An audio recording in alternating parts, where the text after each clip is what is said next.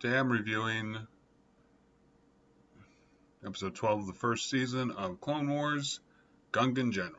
So Obi-Wan and Anakin have been captured by those pirates from the last episode. So now they're all bound together with Count Dooku, like literally bound together.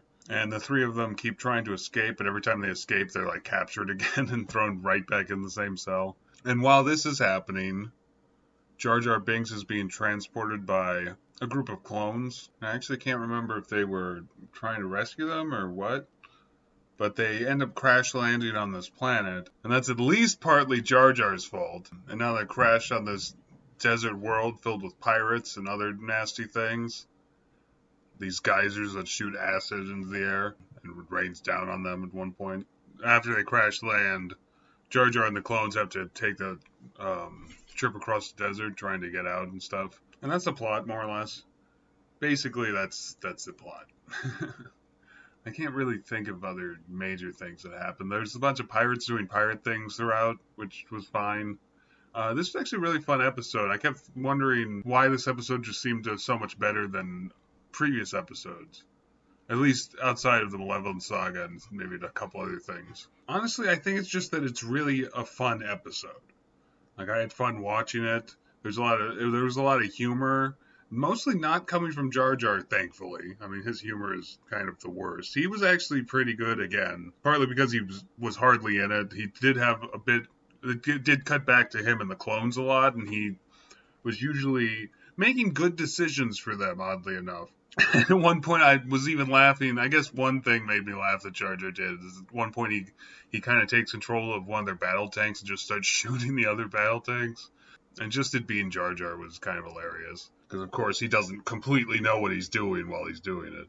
I guess that was kind of weird that it was called the Gungan General. Because, like I said, it felt like he was just a side story to what the main story was, which was Anakin and Obi-Wan trying to break out with Count Dooku. But it was decent stuff. Like I said with my review for the Attack of the Clones, I really like how Obi-Wan and Anakin play off each other in that movie. And I think they really captured how that is for this episode especially, and how they communicate with each other. And there's even a point when they're kind of passive aggressively making fun of Count Dooku, and it just works very well and like really like shines a light on why they're friends slash frenemies, I guess. What else? I like Count Dooku in this as well. He had some moments that kind of reminded me of like Magneto a little bit, because Magneto is a very complex character, especially after Chris Claremont was given the helm. Chris Claremont was the writer of X-Men from, I think, 1979 to like 1991, and that's like unheard of. He was like head of it for 16 years or something. I think he still writes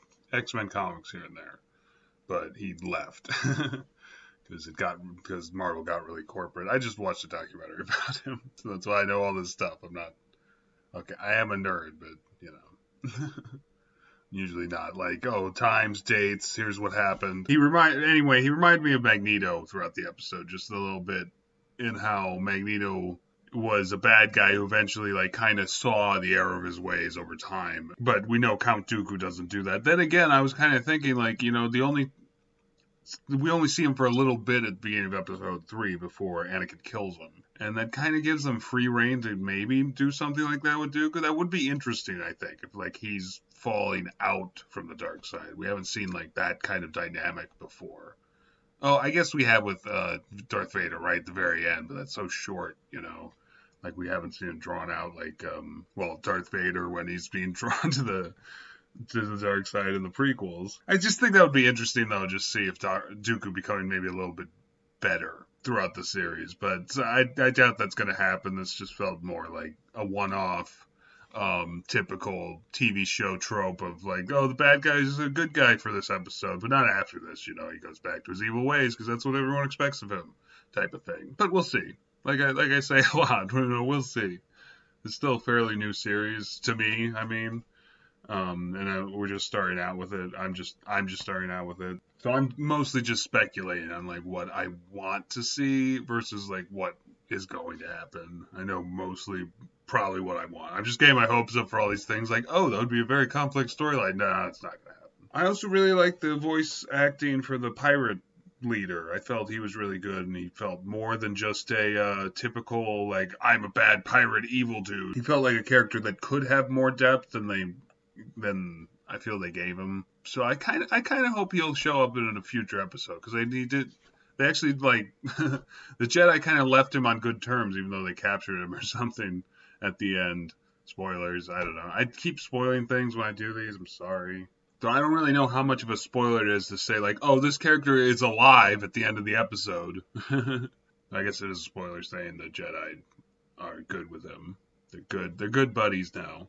But I do kind of hope that he shows up later because I just liked his voice acting really more than anything else. It wasn't really anything about his character that stood out. Not yet, anyway, but I feel like they could take him that way as being a much more complex character.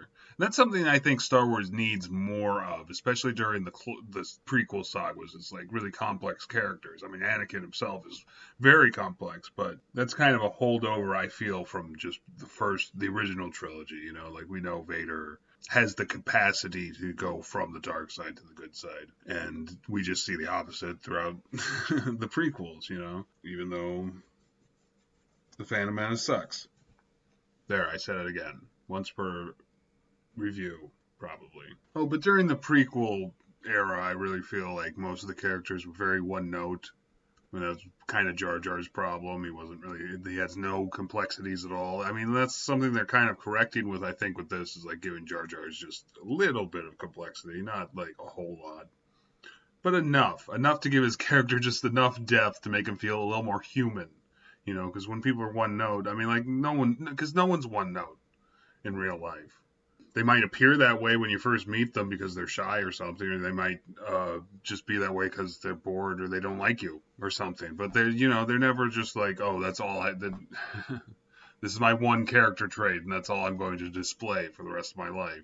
Except for me and my likability. Nah, I'm kidding. Nobody likes me. And that's something that they definitely need more of for like the dark side. Like up to this episode, I would have said Dooku was, you know, he's kind of aristocratic, but he's still evil, right? And that's it. But in this episode, they add a little depth to him, I feel, because he is willing to, like, help out with these Jedi, even though they hate each other. And I think I said in a previous episode, the thing that everyone loves, the thing that I love anyway about Star Wars is the characters. No, the special effects are like a good bonus, or, you know, they're just icing on the cake, basically. You know, like you don't need the effects to have a good story.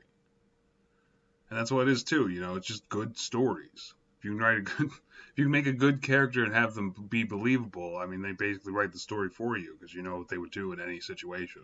And I think that's a great quality to have, and that's one of the reasons why I think Star Wars has lasted for so long, because they can just, as long as the author knows who these characters are, you know, they can just continue writing about Luke and Leia and Han and Chewbacca forever. You know, I guess less so Chewie. He's kind of just a side character, but he's still great. All right? He's the Groot of the Star Wars universe. I guess I'll just rate it because I think I've just gone into ranting about other things, basically. And yeah, I think I'm just going to give this a 10 out of 10. Which is odd because I know Jar Jar's in it, but again, like they keep using him in a way that doesn't make me immediately hate him, which is again just odd. And this isn't them just being excessively mean to him. I would enjoy that too, but this episode was a lot of fun. I think that's why I'm giving it a 10 out of 10. That, and also like they add depth to these characters that before had no real character depth. Also a pirate character. You know, pirates are always better.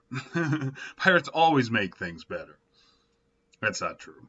As shown in Star Wars number 8, I think it was, or 7 of the comics, when the pirates show up for no reason at all. It's just like, why are there pirates now? So, yeah, we need a reason to have Han Solo lose all his money so he can't pay back Jabba. Oh, okay. Yeah, again, I'm just ranting about other things again. I'll just end it there. 10 out of 10. This was it's great. Jar Jar's great. Jar Jar's great.